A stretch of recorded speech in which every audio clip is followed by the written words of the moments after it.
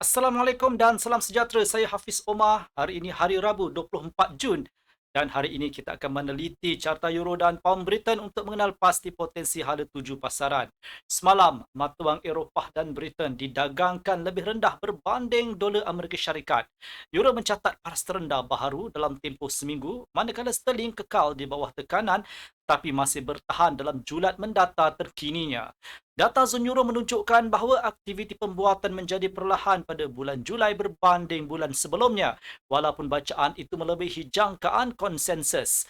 PMI perkhidmatan kekal di bawah paras ambang 50 mata menandakan penguncupan, manakala indeks komposit dicatatkan pada 49.5. Bacaan-bacaan ini terus memberi tekanan kepada euro ketika pasaran semakin mengambil kira kemungkinan pengetatan lanjut oleh Fed. Pengawal selik itu dijangka secara meluas akan menaikkan kadar faedah sebanyak 0.25 mata peratusan menjelang awal 2027 dengan sebahagian peserta pasaran menjangkakan lebih daripada satu kenaikan. Prospek ini menyokong dolar dan menekan aset berisiko. Pound menunjukkan prestasi yang sedikit lebih baik. Walaupun data pembuatan dan perkhidmatan United Kingdom lemah, sterling tidak jatuh di bawah paras terendah minggu lalu dan masih mengekalkan prospek dagangan dalam julat mendata. Sebelum kita beralih kepada analisis teknikal, mari kita lihat kalender makroekonomi hari ini yang penuh dengan keluaran berita penting.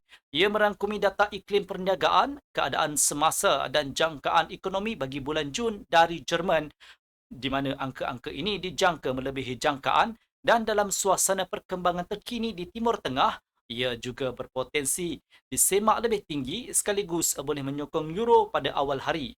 Presiden Bundesbank Joachim Nagel dijadualkan menyampaikan ucapan yang pasti akan menarik perhatian pedagang. Perlu diingat bahawa Presiden ECB Christine Lagarde baru-baru ini mengambil nada yang lebih berhati-hati, walaupun sebelum ini beliau menyokong pengetatan dasar lanjut bagi menangani inflasi di zon euro. Oleh itu, Presiden Nagel juga mungkin mengambil pendirian yang lebih berhati-hati dalam ucapannya. Selain itu, pedagang perlu memberi perhatian kepada ucapan penggubal dasar Bank of England, Swati Digra dan Hufil kerana komen mereka boleh mempengaruhi pound sterling. Dari pihak Amerika Syarikat, kalender merangkumi data jualan rumah baharu dan akaun semasa.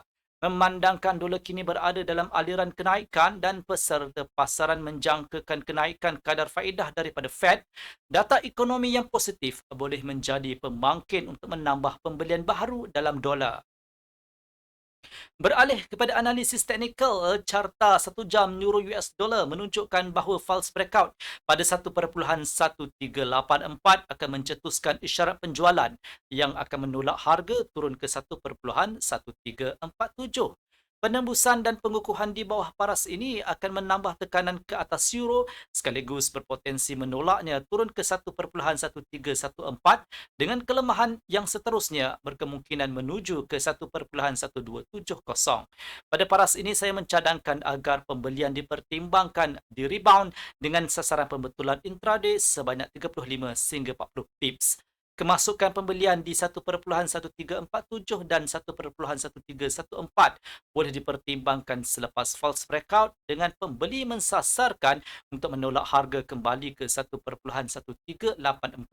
Jika aktiviti penjualan kekal lemah, penembusan dan pengukuhan di atas 1.1384 boleh membuka ruang untuk pergerakan pembetulan ke 1.1416 sekaligus membuka laluan kepada kenaikan selanjutnya ke 1.1449.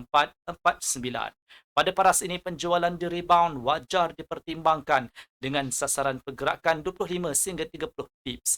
Kemasukan penjualan di 1.1416 dan 1.1384 hanya sesuai dipertimbangkan selepas false breakout. Dalam masa yang sama, pound Britain terus didagangkan dalam julat mendata yang telah terbentuk sebelum ini.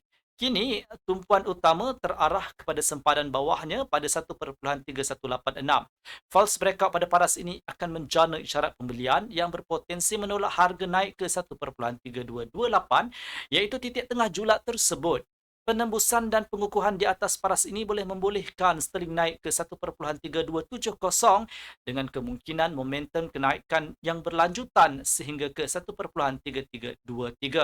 Pada paras ini, pedagang disarankan untuk mempertimbangkan penjualan di rebound dengan sasaran pergerakan 25 sehingga 30 pips. Kemasukan penjualan di 1.3228 dan 1.3270 hanya sesuai dibuat selepas false breakout.